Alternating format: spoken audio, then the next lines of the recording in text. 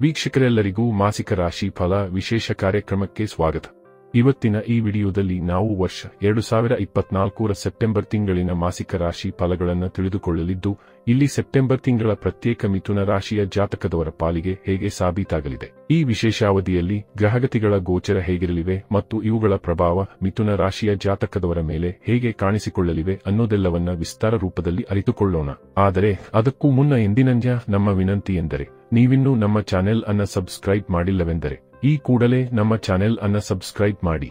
ಜೊತೆಗೆ ನಮ್ಮೆಲ್ಲ ವಿಡಿಯೋಗಳ ನಿರಂತರ ಅಪ್ಡೇಟ್ಸ್ಗಳಿಗಾಗಿ ತಪ್ಪದೇ ಪಕ್ಕದ ಬೆಲ್ ಐಕಾನ್ ಬಟನ್ ಕೂಡ ಕ್ಲಿಕ್ ಮಾಡಿ. ವೀಕ್ಷಕರೇ, ಸೆಪ್ಟೆಂಬರ್ ತಿಂಗಳು ನಿಮ್ಮ ಪಾಲಿಗೆ ಬಹುತೇಕ ಶುಭಕರವಾಗಿರಲಿದ್ದು, ಇಲ್ಲಿ ಕೆಲ ಕಡೆಗಳಲ್ಲಿ ಮಾತ್ರ ನೀವು ಕೊಂಚ ಜಾಗ್ರತೆ ಹೊಂದಿರಬೇಕಾಗುವುದು.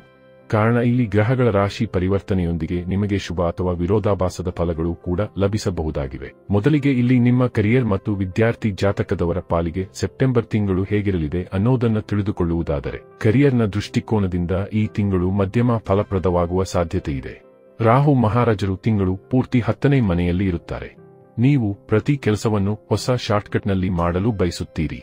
ಕೆಲವೊಮ್ಮೆ ಈ ವಿಷಯವು ನಿಮಗೆ ಯಶಸ್ಸನ್ನು ನೀಡುತ್ತದೆ, ಆದರೆ ಕೆಲವೊಮ್ಮೆ ನೀವು ಸಮಸ್ಯೆಗಳನ್ನು ಎದುರಿಸಬೇಕಾಗುವುದು. ಆದ್ದರಿಂದ ನೇರ ಮಾರ್ಗವನ್ನು ಅಳವಡಿಸಿಕೊಳ್ಳಿ, ಕಷ್ಟಪಟ್ಟು ಕೆಲಸ ಮಾಡಿ ಮತ್ತು ನಿಮ್ಮ ಕೆಲಸವನ್ನು ಪೂರ್ಣ ಹೃದಯದಿಂದ ಮಾಡಿ. ಯಾವುದೇ ಕಾರಣವಿಲ್ಲದೆ ಯಾರ ಬಗ್ಗೆಯೂ ಕೆಟ್ಟದಾಗಿ ಮಾತನಾಡಬೇಡಿ ಮತ್ತು ಯಾರೊಂದಿಗೂ ಕಟುವಾಗಿ ಮಾತನಾಡಬೇಡಿ ಮತ್ತು ಇತರ ವ್ಯವಹಾರಗಳಲ್ಲಿ ಹಸ್ತಕ್ಷೇಪ ಮಾಡಬೇಡಿ. ಹೀಗೆ ಮಾಡುವುದರಿಂದ ಕೆಲಸದಲ್ಲಿ ಉತ್ತಮ ಫಲಿತಾಂಶ ಪಡೆಯಬಹುದು. 10ನೇ ಮನೆಯ ಅಧಿಪತಿ ಈ ತಿಂಗಳು 12ನೇ ಮನೆಯಲ್ಲಿರುತ್ತಾನೆ. ಇದರಿಂದಾಗಿ ದೀರ್ಘ ಪ್ರವಾಸಗಳು ಅಥವಾ ಕೆಲಸಕ್ಕಾಗಿ ವಿದೇಶಕ್ಕೆ ಹೋಗಬಹುದು. ನೀವು ತುಂಬಾ ಕಾರ್ಯನಿರತರಾಗಿರುತ್ತೀರಿ ಮತ್ತು ಕುಟುಂಬದೊಂದಿಗೆ ಕಡಿಮೆ ಸಮಯವನ್ನು ಕಳೆಯಲು ಸಾಧ್ಯವಾಗುತ್ತದೆ. 6ನೇ ಮನೆಯ ಅಧಿಪತಿಯಾದ ಮಂಗಳ ಮಹಾರಾಜ್ ನಿಮ್ಮ ಮೊದಲ ಮನೆಯಲ್ಲಿ ಈ ತಿಂಗಳು ಇರುತ್ತಾರೆ. ಈ ಕಾರಣದಿಂದಾಗಿ ನೀವು ನಿಮ್ಮ ಕೆಲಸದ ಬಗ್ಗೆ ದೃಢನಿಶ್ಚಯವನ್ನು ಹೊಂದುವಿರಿ ಮತ್ತು ಹೆಚ್ಚು ಶ್ರಮಿಸುತ್ತೀರಿ. ಇನ್ನು ವ್ಯಾಪಾರ ಮಾಡುವ ಜನರ ಬಗ್ಗೆ ತಿಳಿದುಕೊಳ್ಳುವುದಾದರೆ, 7ನೇ ಮನೆಯ ಅಧಿಪತಿ ದೇವಗುರು ಗುರು 12ನೇ ಮನೆಯಲ್ಲಿರುತ್ತಾನೆ. ಇದರಿಂದಾಗಿ ಕೆಲವು ಹೊಸ ಮತ್ತು ವಿದೇಶಿ ವ್ಯಾಪಾರ ಸಂಬಂಧಗಳನ್ನು ಸ್ಥಾಪಿಸಬಹುದು. ವಿದೇಶಿ ವಿಧಾನಗಳ ಮೂಲಕ ವ್ಯವಹಾರದಲ್ಲಿ ಗಣನೀಯ ಯಶಸ್ಸನ್ನು ಸಾಧಿಸಬಹುದು. ಮಂಗಳ ಮೊದಲ ಮನೆಯಲ್ಲಿ ಕುಳಿತು 7ನೇ ಮನೆಯನ್ನು ನೋಡುವುದರಿಂದ ನಿಮ್ಮ ಆಕ್ರಮಣಶೀಲತೆ ಮತ್ತು ನಿಮ್ಮ ಕೋಪವನ್ನು ನೀವು ನಿಯಂತ್ರಿಸಬೇಕಾಗುತ್ತದೆ. ಇಲ್ಲದಿದ್ದರೆ ಅದು ನಿಮ್ಮ ವ್ಯವಹಾರಕ್ಕೆ ಹಾನಿಕಾರಕ ಸಂದರ್ಭಗಳನ್ನು ಉಂಟುಮಾಡಬಹುದು. 9ನೇ ಮನೆಯಲ್ಲಿ ಶನಿ ಮಹಾರಾಜನು ತನ್ನದೇ ಆದ ರಾಶಿಚಕ್ರ ಚಿಹ್ನೆಯ ಹಿಮ್ಮುಖ ಸ್ಥಿತಿಯಲ್ಲಿರುವುದರಿಂದ ಅದೃಷ್ಟವು ಕ್ರಮೇಣ ನಿಮಗೆ ಒಲವು ತೋರುತ್ತದೆ ಮತ್ತು ನಿಮ್ಮ ಕೆಲಸವು ಪೂರ್ಣಗೊಳ್ಳಲು ಪ್ರಾರಂಭಿಸುತ್ತದೆ. ನಿಮ್ಮ ಸ್ಥಗಿತಗೊಂಡ ಯೋಜನೆಗಳು ಮತ್ತೆ ಪ್ರಾರಂಭವಾಗುತ್ತವೆ. ಇದರಿಂದಾಗಿ ನೀವು ಕ್ರಮೇಣ ನಿಮ್ಮ ವೃತ್ತಿ ಜೀವನದಲ್ಲಿ ಯಶಸ್ಸನ್ನು ಪಡೆಯಲು ಪ್ರಾರಂಭಿಸುತ್ತೀರಿ. ಇನ್ನು ಸೆಪ್ಟೆಂಬರ್ ತಿಂಗಳು ಆರ್ಥಿಕ ಜೀವನದ ದೃಷ್ಟಿಯಿಂದ ಹೇಗಿರಲಿದೆ ಅನ್ನೋದನ್ನು ತಿಳಿದುಕೊಳ್ಳುವುದಾದರೆ, ಈ ತಿಂಗಳು ಆರ್ಥಿಕ ರಂಗದಲ್ಲಿ ಮಿಶ್ರ ಫಲಿತಾಂಶಗಳನ್ನು ತರಲಿದೆ.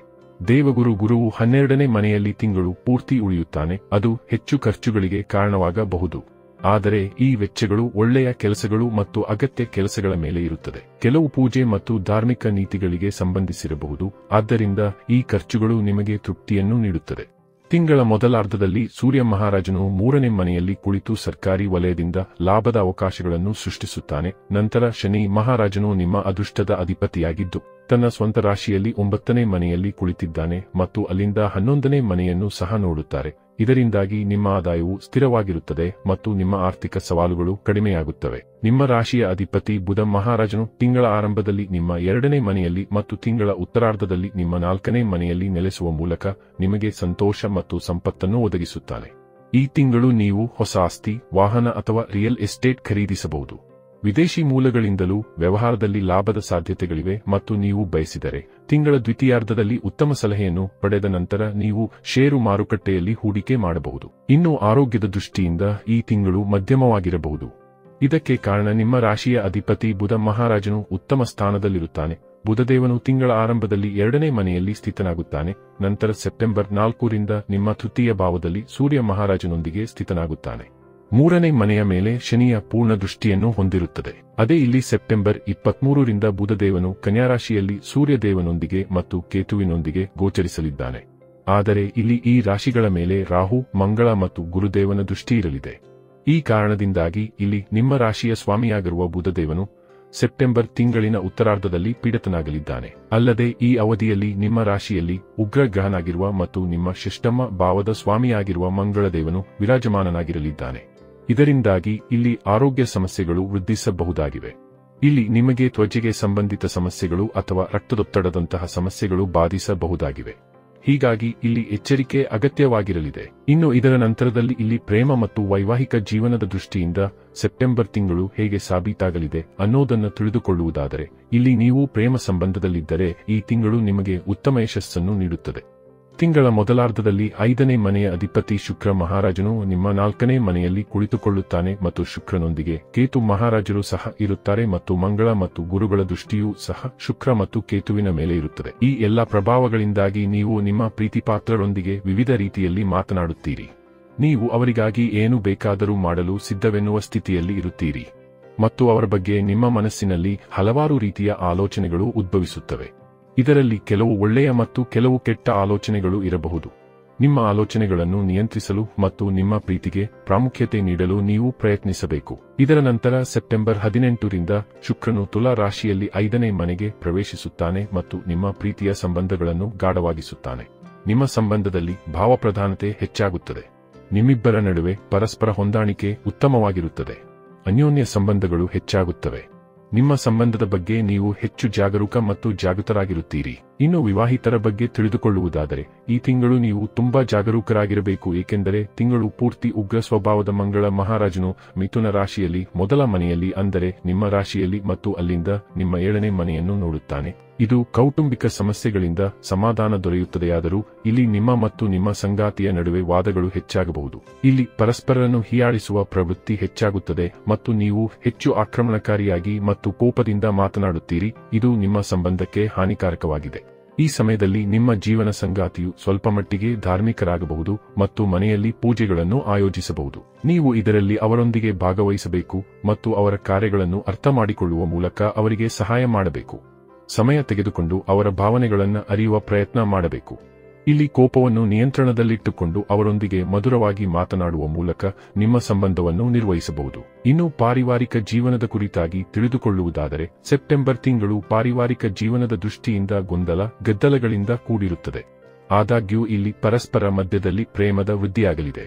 ಇಲ್ಲಿ ತಿಂಗಳ ಪ್ರಾರಂಭದಲ್ಲಿ ಬುಧದೇವನು ನಿಮ್ಮ 2ನೇ ಮನೆಯಲ್ಲಿ ಉಪಸ್ಥಿತನಿರಲಿದ್ದಾನೆ. ಇಲ್ಲಿ ಬುಧದೇವನು ಖಂಡಿತ ನಿಮ್ಮ ಪರಿವಾರದಲ್ಲಿ ಒಗ್ಗಟ್ಟು ಮೂಡಿಸಲಿದ್ದಾನೆ.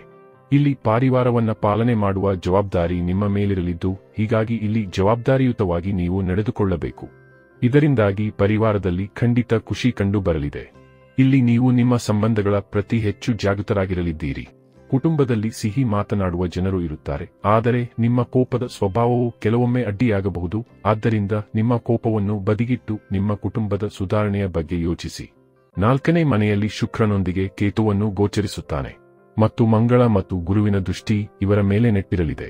ಆದ್ದರಿಂದ ನಡುವೆ ಕೆಲವು ಸಮಸ್ಯೆಗಳ ಹೊರತಾಗಿಯೂ ಪರಿಸ್ಥಿತಿಯು ಕ್ರಮೇಣ ಸುಧಾರಿಸಬಹುದು. ಆದಾಗ್ಯೂ ಇಲ್ಲಿ ಮಾತುವಿನ ಆರೋಗ್ಯದ ಮೇಲೆ ಪರಿಣಾಮ ಬೀರಬಹುದು. ಆದ್ದರಿಂದ ನೀವು ಅವರ ಆರೋಗ್ಯದ ಬಗ್ಗೆ ಕಾಳಜಿ ವಹಿಸಬೇಕು. 4ನೇ ಮನೆಯ ಅಧಿಪತಿ ಬುಧನು ತಿಂಗಳ ಮೊದಲಾರ್ಧದಲ್ಲಿ 2ನೇ ಮನೆಗೆ ಮತ್ತು ಸೆಪ್ಟೆಂಬರ್ 23ರಿಂದ 4ನೇ ಮನೆಗೆ ಹೋಗುವುದರಿಂದ ಕುಟುಂಬ ಜೀವನದಲ್ಲಿ ಸಂತೋಷದ ವಾತಾವರಣವು ಮತ್ತೆ ಹೊಳೆಯುತ್ತದೆ ಮತ್ತು ನೀವೆಲ್ಲರೂ ಸಂತೋಷದಿಂದ ಕಾಣುವಿರಿ. ಸಹೋದರ ಸಹೋದರಿಯರು ನಿಮ್ಮನ್ನು ಸಂಪೂರ್ಣವಾಗಿ ಬೆಂಬಲಿಸುತ್ತಾರೆ. ಇಲ್ಲಿ ಸಹೋದರ ಸಹೋದರಿಯರು ಯಾವುದೇ ಸರ್ಕಾರಿ ಸೇವೆಯಲ್ಲಿದ್ದರೆ ಅವರ ಪ್ರಗತಿಗೆ ಇದು ಉತ್ತಮ ಸಮಯವಾಗಿರುತ್ತದೆ ಮತ್ತು ಇದರಿಂದ ಮನೆಯಲ್ಲಿ ಸಂತೋಷದ ವಾತಾವರಣವು ಉಂಟಾಗುತ್ತದೆ. ಈ ಅವಧಿಯಲ್ಲಿ ನಿಮ್ಮ ಮನೆಯಲ್ಲಿ ಯಾವುದಾದರೂ ಕಾರ್ಯಕ್ರಮ ಆಯೋಜಿಸಬಹುದು. ಇದರಲ್ಲಿ ಅನೇಕ ಅತಿಥಿಗಳ ಆಗಮನವು ಮನೆಯನ್ನು ಬೆಳಗಿಸುತ್ತದೆ ಮತ್ತು ನೀವೆಲ್ಲರೂ ಸಂತೋಷವಾಗಿರುತ್ತೀರಿ. ಒಟ್ಟಾರೆಯಾಗಿ ಇಲ್ಲಿ ಸೆಪ್ಟೆಂಬರ್ ತಿಂಗಳು ನಿಮ್ಮ ಪಾಲಿಗೆ ಖಂಡಿತ ಸುಖದ ರೀತಿಯ ಫಲಗಳನ್ನು ಹೊಂದಿರಲಿದ್ದು, ಇಲ್ಲಿ ಕೆಲ ಕಡೆಗಳಲ್ಲಿ ಮಾತ್ರ ಕೊಂಚ ಎಚ್ಚರಿಕೆ ಹೊಂದಿರಬೇಕಾಗುವುದು. ಇನ್ನು ಸೆಪ್ಟೆಂಬರ್ ತಿಂಗಳಿನಲ್ಲಿ ನೀವು ರಾಮರಕ್ಷಾ ಸ್ತೋತ್ರದ ಪಠಣೆ ಮಾಡಬೇಕು. ಅಲ್ಲದೆ ಇಲ್ಲಿ ನಿಮ್ಮ ರಾಶಿಯ ಸ್ವಾಮಿ ಗ್ರಹನಾಗಿರುವ ಬುಧದೇವನ ಬೀಜ ಮಂತ್ರದ ಪಠಣೆಯನ್ನು ಸಹ ನಿಯಮಿತ ರೂಪದಲ್ಲಿ ಮಾಡಬೇಕು. ವಿಶೇಷವಾಗಿ ಶನಿವಾರದ ದಿನದಂದು ಸಾಸಿವೆ ಎಣ್ಣೆಯ ದೀಪವನ್ನು ಸಂಜೆಯ ಸಮಯದಲ್ಲಿ ಆಲದ ಮರದ ಬುಡದಲ್ಲಿ ಬೆಳಗಿಸಬೇಕು. ಇದರಿಂದಾಗಿ ಈ ಸಮಯ ಹೆಚ್ಚು ಸಮೃದ್ಧಿಯ ಫಲಗಳನ್ನು ನಿಮಗೆ ಖಂಡಿತ ಕರುಣಿಸಲಿದೆ. ವೀಕ್ಷಕರೇ, ವರ್ಷ 2024ರ ಸೆಪ್ಟೆಂಬರ್ ತಿಂಗಳಿನ ಮಾಸಿಕ ರಾಶಿ ಫಲಗಳ ಸಂಪೂರ್ಣ ಮಾಹಿತಿ ಇದಾಗಿದ್ದು, ಈ ಮಾಹಿತಿ ನಿಮಗೆ ಇಷ್ಟವಾದರೆ ವಿಡಿಯೋವನ್ನು ಲೈಕ್ ಮತ್ತು ಶೇರ್ ಮಾಡಿ. ಜೊತೆಗೆ ನಮ್ಮ ಚಾನೆಲ್ ಅನ್ನು ಸಬ್ಸ್ಕ್ರೈಬ್ ಮಾಡುವುದರೊಂದಿಗೆ ತಪ್ಪದೇ ಪಕ್ಕದ ಬೆಲ್ ಐಕಾನ್ ಬಟನ್ ಕೂಡ ಕ್ಲಿಕ್ ಮಾಡಿ.